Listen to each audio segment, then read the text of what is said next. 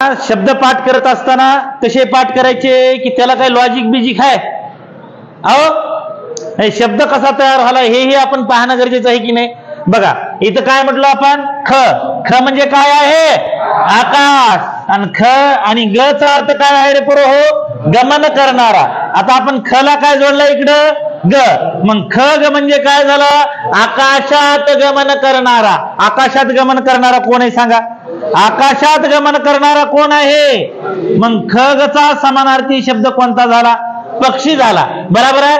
इंद्र म्हणजे काय? देवाचा राजा. आणि या खगला आपण इंद्र जर जोडला तर शब्द काय तयार झाला? खगेंद्र. काय झाला? खगेंद्र.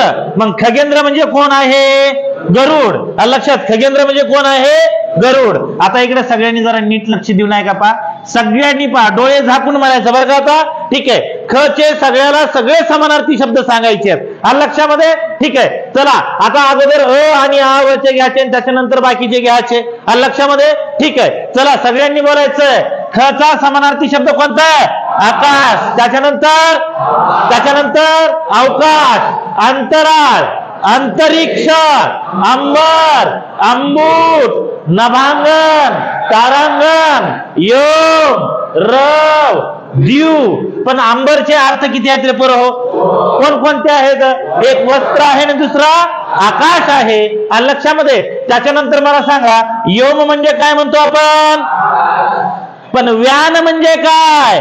वारा. व्यान म्हणजे काय? वारा. व्याल म्हणजे साप आणि व्याघ्र म्हणजे वाघ. व्याघ्र म्हणजे वाघ. हे पण आपल्याला त्या ठिकाणी लक्षात ठेवायचं आहे. त्याच्यानंतर पहा आता या ठिकाणी ख ला आपण ग जोडले की कशाचा समानार्थी शब्द तयार झाला तो? मग खग म्हणजे काय आहे आणि ख म्हणजे काय आहे? खग म्हणजे काय आहे? मग आता पक्षाचे समानार्थी शब्द म्हणजे या खगचे समानार्थी शब्द पहा.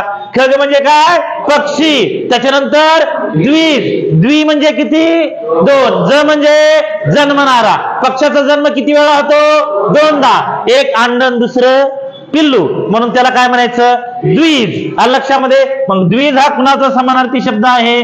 पक्षाचा समानार्थी शब्द आहे. त्याचा जन्म अंड्यातून होतो म्हणून त्याला काय म्हणायचं? अंडज. त्यानंतर काय आहे रे? शकुन. त्यानंतर काय आहे?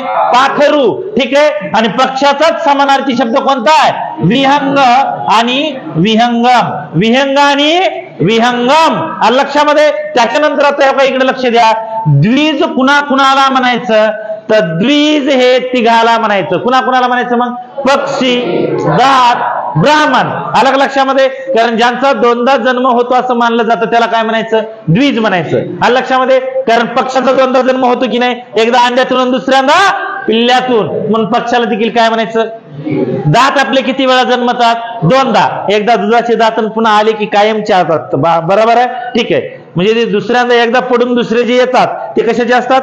हाडं फोडायचे असतात. बरोबर आहे. पण दाताचा जन्म किती वेळा होतो भाऊ? दोनदा होतो की नाही? बरोबर आहे. मग दाताला काय म्हणायचं? द्विज. आणि ब्राह्मण. ब्राह्मणाचा जन्म आईच्या पोटातून झालेला एकदा आणि मुंज नावाचा त्यांचा कार्यक्रम असतो. ठीक आहे. त्यावेळेला ते एकदा त्याचा पुनर्जन्म मानला जातो. म्हणून पक्षी, दात आणि ब्राह्मण यांना काय म्हणायचं? द्विज म्हणायचं. ठीक आहे. त्याच्यानंतर पहा आपण या खगला काय केलं? इकडे इंद्र लावला म्हणजे इथं काय तयार झालं? हे खगेंद्र असं लक्षात ठेवायचं. मग खगेंद्र म्हणजे कोण आहे? गरुड आहे. खगेंद्र म्हणजे कोण आहे? गरुड. अलग लक्षात. खग म्हणजे पक्षी आणि त्यांचा राजा म्हणजे खगराज म्हणजे कोण आहे? मग गरुड. मग गरुडाचे समानार्थी शब्द गरुड, खगराज, खगेश्वर. खगांचा ईश्वर म्हणजेच काय? खगेश्वर लक्षात. द्विज म्हणजे पक्षी, त्याला राज लावलं की काय तयार झाला? गरुड. म्हणजे द्विजराज म्हणजे कोण आहे? गरुड आहे. तार्क्ष, नजर तीक्ष्ण आहे गरुडाची म्हणून त्याला काय म्हणायचं? तार्क्ष.